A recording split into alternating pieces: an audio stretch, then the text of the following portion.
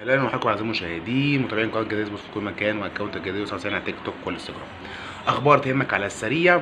النادي الاهلي يدخل في صفقه ايبوكا مع سيراميكا كليوباترا في حاله فشل صفقه موليكا وسوزا، والنادي الاهلي برضه كلم سوزا للمره الاخيره لانهاء الصفقه، ولكن حتى الان الموضوع مفتوح مع النادي الاهلي.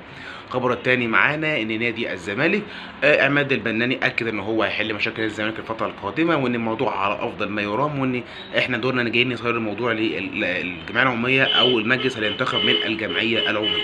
الخبر الثالث معانا ان محمد صلاح حتى هذه اللحظه مكمل في ليفربول متمسك بيه جدا بالرغم ان عرض المجزي واللي عمال يزيد من اتحاد جده، ولكن حتى الان محمد صلاح مكمل في الليفر بشكل كبير جدا.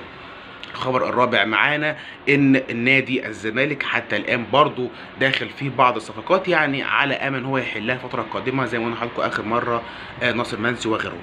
ان شاء الله انتظروا كل جديد. سلام.